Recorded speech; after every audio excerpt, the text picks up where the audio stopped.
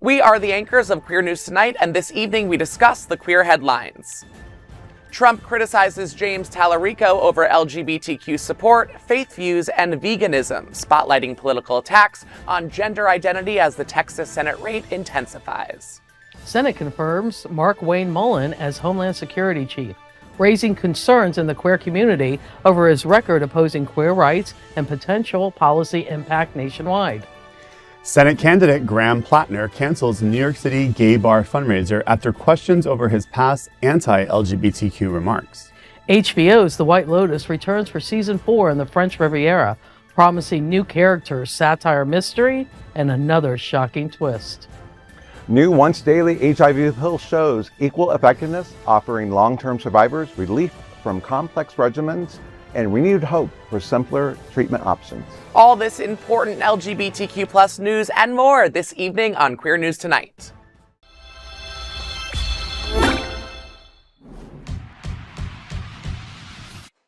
Welcome to Queer News Tonight. This is the world's first and only LGBTQ plus daily news television show, broadcasting live and available on demand on your favorite streaming channels. Analytics company vidIQ has certified the Queer News Tonight channel, YouTube channel, as the world's most popular LGBTQ streaming news show. Our queer stories have reached over 12 million views. We are proud that Queer News Tonight has more YouTube subscribers than any other LGBTQ brand in Florida. We thank you for watching and supporting our voice and our rainbow family. There is no other news program in the LGBTQ world like Queer News Tonight. It is Tuesday, March 24th. We are live and literally out of the closet and into the headlines. So many of your important stories we will tell this evening on Queer News Tonight.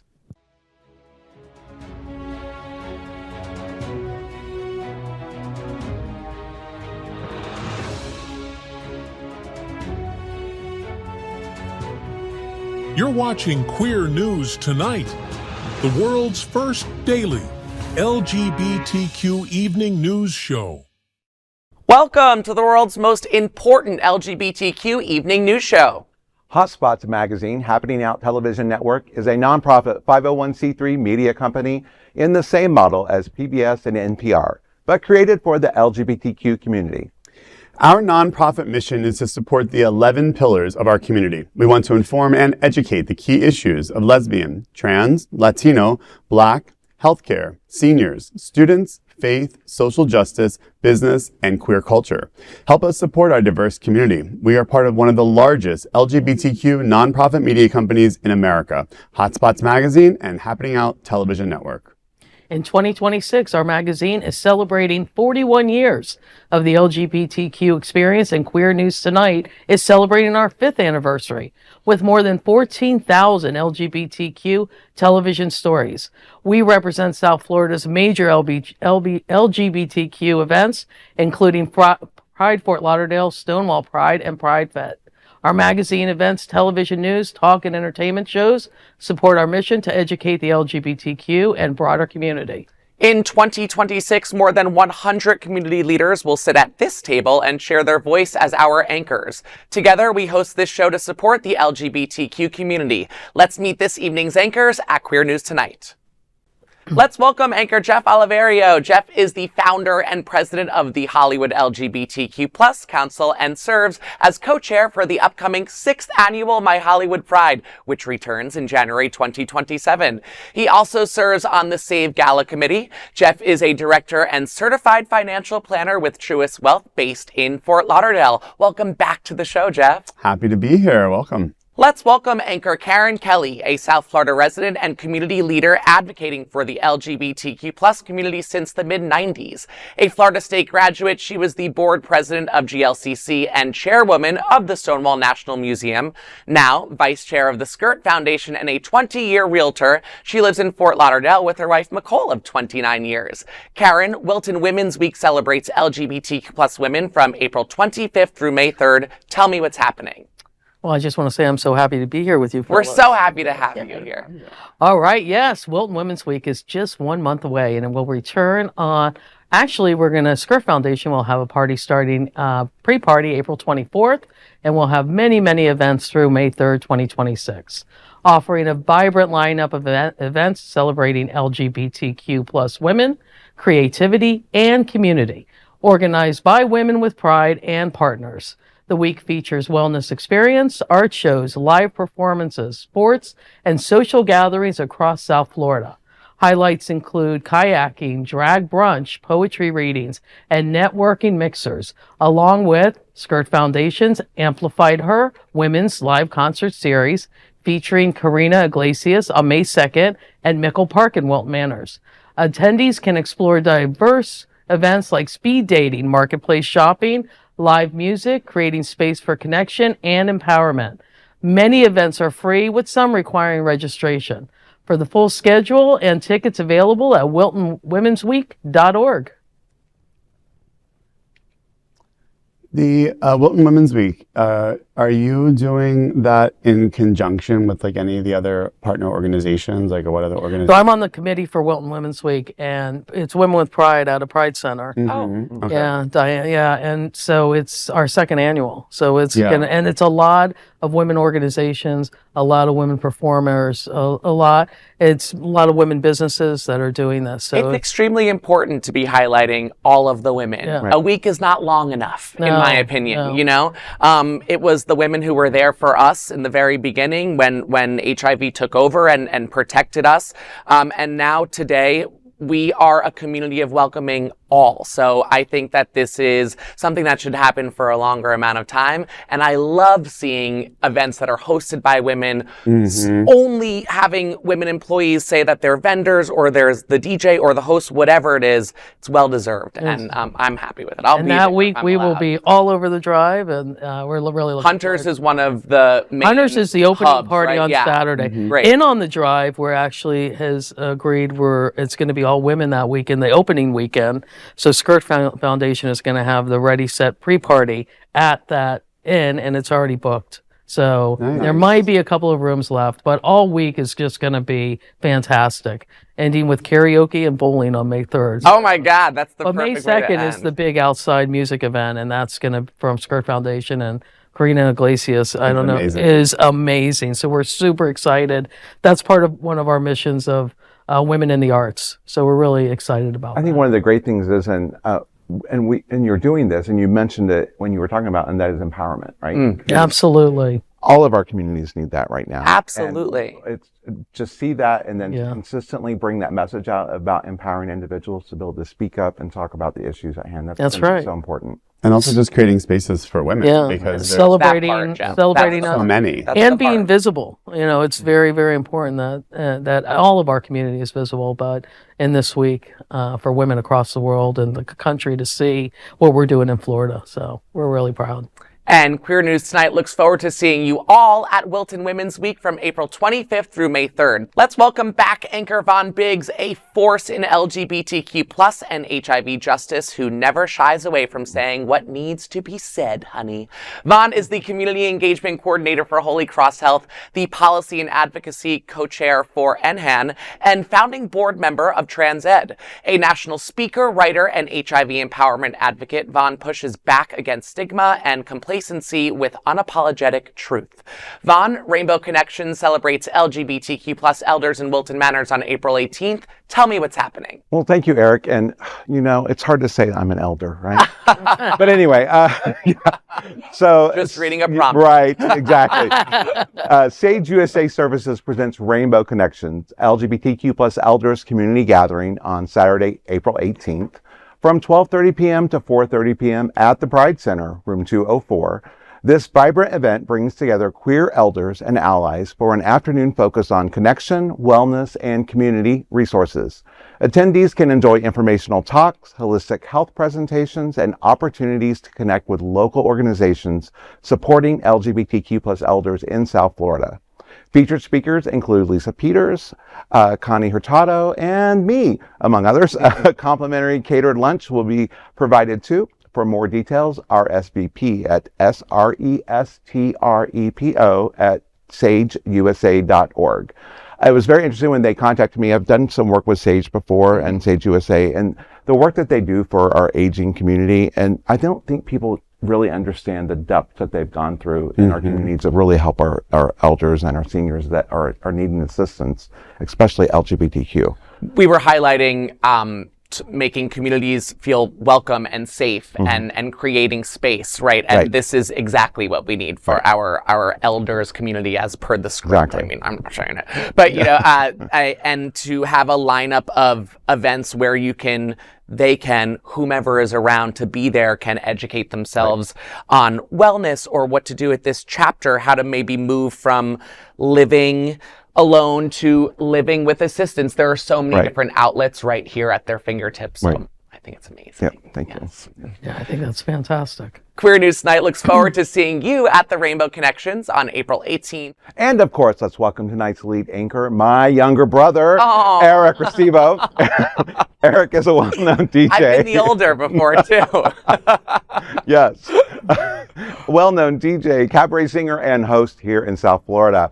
Over the last 15 years, he has had DJ residencies in New York City, P-Town, and LA. Eric can now be seen and heard hosting and singing weekly all over Wilton Drive, which we just love. Welcome to the show, Eric. What's happening now? Oh, it's so great to be back with family. Yes. You know,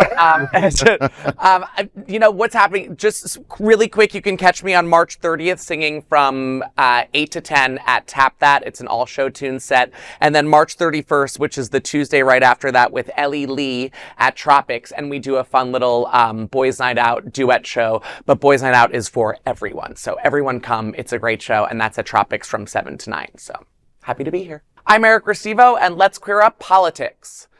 Trump attacks James Talarico with false claims on 6 genders and for his vegan lifestyle.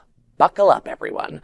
President Donald Trump is facing criticism again, and this time for posting a fiery rant targeting Texas Democrat James Talarico, who recently won his party's Senate primary.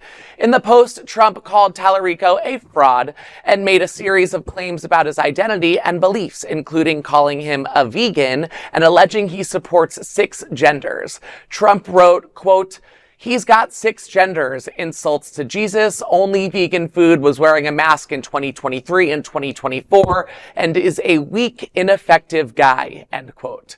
The 6 genders remark appears tied to Talarico's past comments opposing a trans sports ban, where he noted that biological sex is more complex, referencing variations in sex chromosomes. A devout Christian, Talarico has frequently spoken about faith on the campaign trail, while also supporting LGBTQ+ rights, including trans youth. The exchange comes as conservatives attempt to frame him as too progressive for Texas voters. Shortly after Talarico won his primary race, Republicans started sharing a clip of him talking in support of trans kids, where he said that God is non-binary. Republicans have not yet chosen a candidate in the race, and Trump has not endorsed either primary candidate. A runoff election is expected in May. I wish that I could say that this story surprises me. Anytime I say Donald Trump, I feel like it's like Beetlejuice. If I say it 3 times, he's just going to appear in a more devilish kind of way. But it sounds just kind of like his brand. He's going for silly things that he knows nothing about. I mean, Donald Trump is a huge fan of Arnold Schwarzenegger, who is a vegan. I wonder if he knows that. There are so many dumb remarks in this story that I hope James Talarico uses it for fuel to continue. They're really concerned about this race. Well, Texas. And for it to be in Texas. Right. Mm-hmm. And everything's bigger in Texas. Everything is, yeah. But you see them reaching for everything. I mean, you know, when he went to vegan, that you're like, okay, now they're just like grasping at straws. Mm-hmm. Well, I mean, I think it's interesting because the Trump administration is probably the reason that James Talarico won the Senate primary, because, you know, they wouldn't air his interview with Stephen Colbert, which really gave rise to millions and millions and millions and millions of people watching this. And so, you know, when Trump wears his heart on his sleeve, let's say, when he's posting about it, because he's afraid, because he knows there's the Senate candidates in Texas on the Republican side. One is extremely flawed, and one is extremely unpopular. Yeah. So and he has yet to endorse either of them because he doesn't want to look like a loser. Right. More of a loser. Right. So, and James Talarico is pushing a lot of buttons by talking about faith and having this, you know, kind of being compared to a young Barack Obama. Which scares the bejesus out of Donald Trump. So I find that, you know, keep protesting Donald Trump, because all you're doing is probably giving him more and more and more attention and name recognition. So good luck on the race. I'm Jeff Oliverio, and let's queer up the USA view. The Senate confirms Mullin to DHS role, raising alarms over his anti-LGBTQ+ record and past conduct. The Senate has confirmed Markwayne Mullin as the new Secretary of Homeland Security, elevating a Trump ally with a history of opposing LGBTQ+ rights. The late Monday vote passed 54-45, with 2 Democrats crossing party lines in support, while 1 Republican voted no. Mullin now takes charge of a powerful agency overseeing immigration enforcement, airport security, and disaster response, following the firing of Kristi Noem. An Oklahoma Republican, he has consistently backed policies restricting queer rights. He voted against the Respect for Marriage Act and supported measures targeting transgender Americans, including bans on trans athletes and defining sex at birth in federal law. His confirmation also revives concerns about his conduct. During a 2023 Senate hearing, Mullin challenged a witness to a physical fight, telling him, quote, to stand your butt up, end quote, before being stopped by colleagues. Before entering politics, Mullin worked as a plumber and briefly as an MMA fighter. LGBTQ+ advocates warn his leadership could impact civil rights protections nationwide. Listen, this is, again, Trump has to, again, consistently appoint the weakest people, obviously, to these roles so that he can be controlled and manipulated, and to enact, and someone who has no backbone. And this person probably doesn't have a long career ahead of him in the Senate. Certainly doesn't have a lot of skills to bring to the role of DHS, considering he was never he was in an the MMA military. fighter, So. Yes, a failed. Failed MMA fighter. Plumber. At least if the bathroom's clogged up at Department of Homeland Security. Listen, plumbing is a very in-demand job. That I That's understand. a respectable That's job. a respectable I'm position, saying that for sure. at least that's the skill he could bring to or the department. maybe that was also failed. Yes, or Possibly, getting some of the shit out of the Department of Homeland Security. Maybe he can try that. But I agree with you. I think that there are people, or some of these people aren't even human, but there are people who are just placed for him to puppeteer and say, you go here, you delegate this BS, you do that. So I completely agree on that point. And for us here in Florida, it's very scary. Again, he's also going to be over FEMA. So we can remember when George H.W. Bush appointed someone who was a horse trainer, I believe, to be over FEMA when we had, failed FEMA disaster relief. And we are expecting a more than active hurricane season potentially. Right. So, it's all in the cards of what will be if we need FEMA to get it be enacted. So I feel like that will not be the last time we talk about that here. Well, he's going to continue this terrible pattern, and which is going to continue to drive people away from the policies of this administration.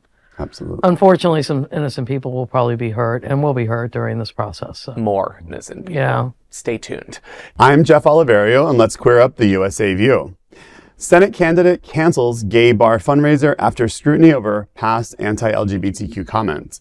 A Democratic U.S. Senate candidate is facing renewed scrutiny after abruptly canceling a fundraiser at a New York City gay bar. Graham Plattner had planned a meet and greet event at Industry Bar, but references to the event were removed from his campaign website shortly after media inquiries. The cancellation came after the advocate contacted Plattner's team and the venue, questioning the decision to host the event at an LGBTQ bar, given his past anti-LGBTQ remarks online. Neither Plattner's campaign nor the bar responded to requests for comment. Plattner previously apologized for those remarks, calling them abhorrent, and he has also faced criticism over past misogynistic and racist comments, as well as a tattoo resembling Nazi insignia, which he has since covered. Despite expressing support for the queer community during his campaign, his past continues to follow him. On June 9th, Plattner will face Maine Governor Janet Mills in the state's Democratic primary election for Senate. The winner will face incumbent Senator Susan Collins, the last Republican representing New England in Congress. Wow. I think we do have to, practice what we preach in many ways, is we want to speak to communities and be inclusive and let people have grace.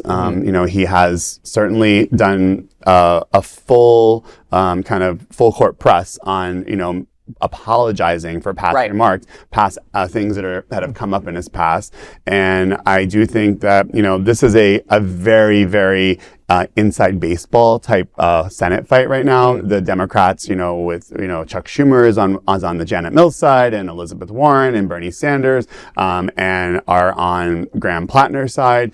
Certainly two people that are not very, we label them as extremely progressive. Right, So, power players in the progressive. exactly. Yeah, people that we look to for decisions. Right. Sometimes for those of us who don't really know. I mean, as someone who often takes a back seat at this table when it comes to policies and political attributes that I know I cannot add to the story, I turn to people like Elizabeth Warren and Bernie Sanders just because they're good in my eyes. Yes. It's good figures. So you're easily influenced when the good is backing something. You have to weigh the good and the bad sometimes. This was a perfect opportunity for him to continue to talk to our community. Right. I think he's really missing an opportunity by canceling this and not saying why. So I really hope he does have more events in our bars and our different events for LGBTQ to continue showing his support for us, because that's very important. I hope that people can also recognize, just because I know that we have viewers who watch this show and they hear a word and they automatically think something like the worst. So when we say Nazi tattoo, automatically you kind of think of the worst representation of what that means to you, that word. We earlier found out that it's a tattoo that was more of like a trend within the military at the time that all of these guys were getting. So it wasn't a literal swastika like we said, but it was more of a, oh, my buddy's getting this. Not that it so much matters, because it's still a symbol of a little bit of hatred, but it was more of a unified front within the unit that he was with at the time, as opposed to, I feel this way, let me get it tattooed on me. Yeah. So I think that that's really important, that people observe that text and don't just jump to conclusions right then and there. So I'm sure we'll hear more about this. Yeah. I'm Karen Kelley, and let's queer up gay culture. White Lotus Season 4 heads to France with star-studded cast and a long wait ahead for fans. HBO's hit series, The White Lotus, is officially returning for a 4th season, and early details are already generating buzz among fans. Creator Mike White, the dark comedy became a pop culture phenomenon after its 2021 debut, blending satire, privilege, and mystery at a luxury resort. Each season explores a new destination and a fresh set of characters, often ending in a shocking death. Season 4 will reportedly take viewers to the French Riviera, with filming centered at the Chateau in Saint-Tropez. Production is expected to begin soon, though exact premiere date remains unclear. Based on past release patterns, the new season could arrive between late 2026 and mid-2027. The upcoming installment also boasts a star-studded cast, including Helena Bonham Carter, Sandra Bernhard, Vincent Cassel, and Steve Coggan. Following the success of past fan-favorite performances by Jennifer Coolidge and Parker Posey, expectations are high for another bold, biting take on wealth, power, and human behavior. Well, I will tell you that Mike, I think we're going to get it sooner than later. Yeah. Because Mike, spoiler alert that anybody didn't watch Survivor last week, Mike White was on Survivor's 50th season All-Star. Was he? Yes, it's not his first time on Survivor. Oh, really? So this was the 50th season of Survivor. Is this when the host is also on it? No. The host is No. competing it? Oh, I heard a rumor about that. Oh, that could be coming up, Yeah, I think because that's there's coming a fan up. favorite. Yeah, okay. But he just got voted out, so I'm sure they're going to he got be. time. He was blindsided. So I think we're going to get it in 2026. So it's going to be very cool. I love the writing of The White Lotus. I love that it leaves you wanting more. And I love that you don't expect what's coming next in the past 3 seasons. This cast is already looking incredible, so I'm ready to go. I have not watched a single episode No? yet, so I'm going to have to binge You watch. should even I'm just gonna have see to- the yeah. destination. Oh, I will. I think this is like- I'd love to do that, though. I like to wait for seasons to come out, then I'll just watch it You've for got like 3, months. and they're hour Yeah. episodes, so they're good. Oh, Lord. It's like And this they're- has got to be one of HBO's Yeah. most favorite series. Oh, for yeah. sure. They poured their hearts into this one, And for sure. anything that Sandra Bernhard is coming to, all sign day. up Yeah. for every episode. Right. There's not going to be enough minutes for her to be on screen. She's always used sparingly, I feel, which is, you leave you used wanting her more. well in American Horror Story when she played the nurse. Yes. For the New York City season. It Yes. was like broken up into two. I would say she was probably the female protagonist in that season, but other than that, I would say she has not been given enough screen time in anything she does. No, Yeah. I agree. Looking forward to that. I'm Von Biggs, and let's queer up health. New daily HIV pill shows promise for drug-resistant patients long left behind by treatment. Tonight we bring important HIV treatment news that could change the daily life for long-term survivors who have been managing complex medication routines for decades. A new once-a-day HIV pill from Gilead Sciences aims to simplify treatment for people who cannot use the standard single-tablet options. Dr. Chloe Orkin of Queen Mary University of London describes the reality for many of her patients when she says, quote, "They keep asking, why can't I have a single pill? Or can I have an injection?" And you have to keep saying no, end quote. She explains that many long-term survivors diagnosed in the 1980s and 1990s ended up with treatment options that did not work because, as she puts it, quote, "Science has moved on for everyone else except for them. Then they are like forgotten population," end quote. However, things might change now. A new study published in The Lancet tested this once-a-day pill in a group of 550 people who are currently on complex multi-pill regimens. According to Dr. Orkin, the drug worked as well as the complex regimen. The pill, made by Gilead Sciences, combines two of their HIV drugs, bictegravir and lenacapavir, into one tablet that's smaller than a multivitamin. Another study presented at the conference on the retroviruses and opportunist infections, CROI, held in Denver, found this new pill is also as good as a single tablet pill, Biktarvy. That is recommended as a first-line option in U.S. treatment guidelines. This pill could become available in many countries by the end of the year, offering long-awaited simplicity and better for long-term survivors who have carried the weight of complex treatments far too long. You know, when the story came out and I read about it, it was interesting because I thought, oh, wow, this is going to be another regimen for people living with HIV, but it's really for those people that have had issues, people that have been on multi-pills and over years and kind of maybe built a resistance in some cases. From the 80s and 90s. So this is supposed to be very, very effective for that. And the studies look rather amazing. I mean, it's not ready for us yet, but... So this, I don't mean to interrupt you, this group of the 550 individuals, are those people that are coming from this pool? Right, People who, okay, right, so that have had issues, yeah. Yeah, so it's a way of trying to help manage them that. And you think pill fatigue, people will take multiple pill options, or they get really tired of taking that on a daily basis. So to have one pill like that. That's great. You know, And less, once a one month, pill I mean, and less side effects. Yeah, it would be amazing, yeah. Yeah, it just highlights again the current administration's view of healthcare and the importance and also the investment in science, which is sorely being cut and underfunded here in the United States, and it's such a detriment not just to the people but again to the long-term results for populations and years to come that we could set us back 10 years, because again, when there are not studies being funded, whether it's for HIV or cancer or many other diseases, you can't make up the time when you're sick with something. There's not like, oh, guess what, there's funding now, so just wait 10 years. Give us a few months. Right. Exactly. And I think we're going to see more and more, there are going to be more and more regimens coming out. There's going to be a lot of options for people living with HIV when it comes to medication. Same with PrEP. I mean, we've already got injectable PrEP at every 6 months as an option. So imagine instead of one. Yeah, oh, wow. Yeah. So it's amazing the technologies and the science that's coming out.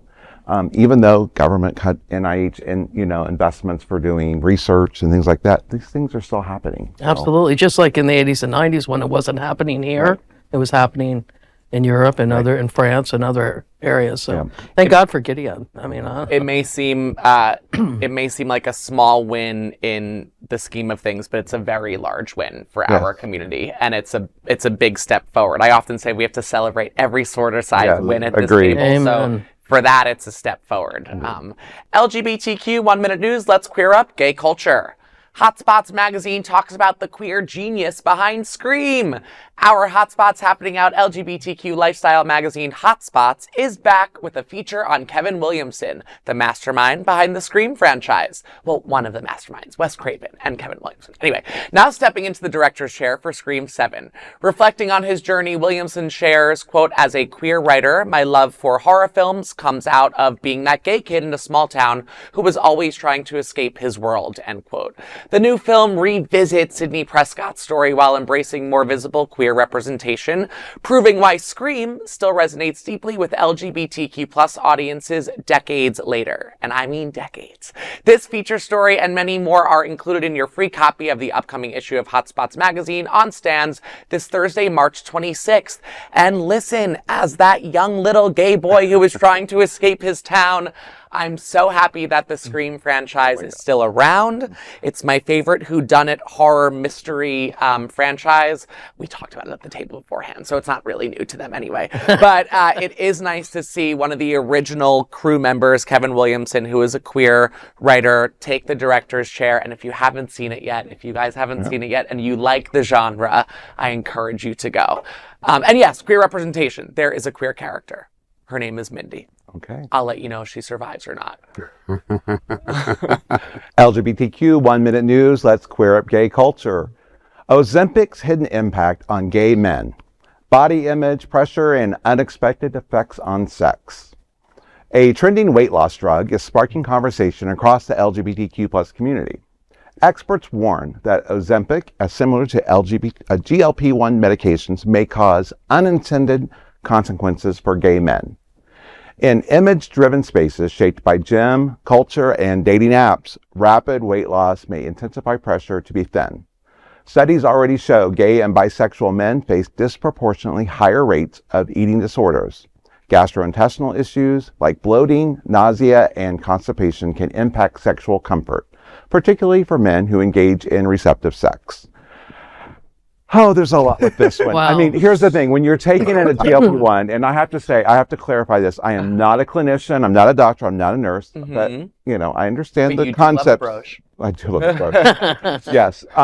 But when you're taking these, it's like, if you think about what it does, it slows down the process of the way it goes through the intestine. That's what I wrote down. Right? So, Yes. yeah. So Long-term effects. if you aren't paying attention to those symptoms, and you're not going to the bathroom, I mean, you need to be paying attention to them. Right. Because that's the purpose of it. But if you're not going, you're going to, I mean, Yeah, I mean, obviously, gastrointestinal issues will impact anyone who's having sex, probably women included, not just men. But I will say, you know, there have been stories, of course, that, you know, people having weight loss, being more confident in their body, being more, leading to them either being able to find sexual partners or to date or to other things is one of the impacts that they said that GLP-1s is having across not just the gay community, but across all communities. So I guess. I mean, the good thing is when you think about it is people are losing weight. Yeah. Right? We are a country that is obese. People are losing weight, but at what cost? I have agree. family members using this thing, and they need to get off of it. Like, it's too much weight now. Yeah. And they're not eating and stuff. It's like not great. Right. You know? Yeah. So at what cost? Right. Because some people are doing it and then they go to Miami and get an injection to put filler in their cheeks because their face got sunk in. Yeah, I just wrote, like, I remember when PrEP first came out and I didn't know anything, there was no science whatsoever about it. And then slowly but surely we saw stats and we saw ingredients per se and what was in it, what wasn't in it, different forms of it. I don't feel like we've gotten that same backing of evidence with all of these different GLP, Ozempics, whatever they are. I just get worried when we don't know what we're putting in our body. You know, it's scary. And now they're readily available almost everywhere. Right. Weight Watchers, I mean, all that. So LGBTQ 1 Minute News, let's queer up business. OnlyFans owner Leonid Radvinsky dies at 43 after cancer battle, a platform confirms in statement. The billionaire owner of OnlyFans has died at 43 following a battle with cancer. Leonid Radvinsky passed away peacefully, the London-based company confirmed in a statement to Bloomberg. Radvinsky acquired a major stake in OnlyFans in 2018, helping transform it into a global platform, widely known for adult content and creator earnings. especially during the COVID-19 pandemic surge. OnlyFans has over 4 million registered creators. Some of them are high-profile celebrities like rapper Cardi B and actor Tyler Posey. Listen, this is a platform that has transformed our world. You know, I don't know what else to say about it. I've never been on this. No. I laughed so hard when I saw you were reading this one. I mean, it's interesting because I was talking about it today with a client who's actually is a creator, a celebrity. Okay. And we were talking about their resistance to being part of the Who are they? Who is it? Reality television. Okay. And resistant to it. And we're saying, like, listen, selling who you are in your life is become a commodity, and OnlyFans is it a Miami Housewife? It's commodity. No, it's not actually. Oh, okay, yeah. Is making that commodity, and it's lucrative for people. And I mean, look at it. Full-fledged stars like Cardi B and people, they are finding a way to make money off of it. And how can you fault them? Listen, there's a lot. There's two sides. It almost feels like on OnlyFans. I always talk with my hands on OnlyFans, right? So it's like the fitness world which OnlyFans sounds dirty almost. Because it's like you're following fitness influencers 5 days a week. They're doing their workouts and they're posting them and you're paying $6 a month to do those workouts every day. And then there's the other side of OnlyFans where you pay the $6 a month and you can really get whatever you want. There are housewives on OnlyFans. Sure. Oh, yeah. Several. Who do, it's almost treated more like a cameo situation, like Cameo, where they're speaking directly, or they're doing their one act. I don't know. You got to tread lightly on it. I think it's going to be around forever. Yeah. But I think you have to realize even for those who are doing adult content, they're at least owning their adult content, where before they were being taken advantage of by, I mean, the porn industry was notoriously taking advantage of people. And so at least now they're owning their own. Well, there's a whole major content. chapter of queer baiting that comes off of OnlyFans as well. That's a whole other roundtable conversation. Gay men paying straight people to pretend that they're gay on OnlyFans is also a thing, which is wild anyway. LGBTQ 1 Minute News. Let's queer up the world view.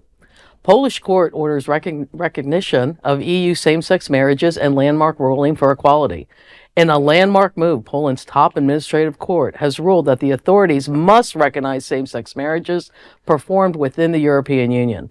The decision follows a case involving two Polish men married in Berlin in 2018, whose union was previously denied being recognized. The court ordered their marriage to be entered into Poland's civil registry within 30 days. While same-sex marriage remains illegal in Poland, the ruling aligns with the 2025 European Court of Justice decision mandating recognition of legal unions across EU states. So that means 18 countries in the EU have recognized, and I just call it marriage. Yes. Of consenting adults that are single. So 18 countries in the EU now recognize all adult marriages. And this is a great step. This is a great step for Poland that will hopefully one day, they will also make marriage for all consenting adults legal, which would leave another 8 countries to do the same in the EU. So this is a really big step. LGBTQ 1 Minute News. Let's queer up health. AIDS Watch 2026 empowered LGBTQ advocates to push HIV policy change on Capitol Hill. At AIDS Watch 2026 in Washington on March 16th, advocates emphasize preparation, storytelling, and direct engagement with lawmakers to advance HIV policy. Participants were trained to communicate lived experiences effectively in congressional meetings. Meetings were held with staff for Senator Ashley Moody, Congressman Jared Moskowitz, and Congresswoman Sheila Sherfilis McCormick. And in each meeting, there was agreement to continue pushing forward on HIV-related priorities, key issues, including modernization of HIV criminalization laws, expanding access to long-acting injectable treatments, reinforcing U=U science, and ensuring sustained ADAP and HOPWA funding to support care and housing stability. I was honored to be a recipient to go to this from AIDS United, who allowed me to come to this. I was trained for 2 days once I got through airport security. But yeah, that was the best. That's a whole nother story. Yeah, it was amazing to go because I thought, I've never done this before. And I thought, how to go and figure out, they talk about how you can talk about your story and that, how to research what they voted for on past bills that might have been able to support what you're asking them to do. So how you can make your story when you talk to them relevant to them. So I met with all three of them, and the first one was nervous. It was a senator, and it was like, when I did the research on her, it was about HIV policy for criminalization was the thing, because she would have the most impact on the law change for criminalization again for HIV. And so explaining to them about bringing the science to date of doing U equals U, because now if somebody's arrested and it's let's say a sex worker and they're HIV positive, they're prosecuted trying to transmit HIV even if they're undetectable. Wow. So, right. Crazy. So the laws don't match where we are. So things like that, learning that, and then be able to go in and talk to them. And they were so willing to sit down and talk and understand and agree that, yes, we're trying to push it. We need more.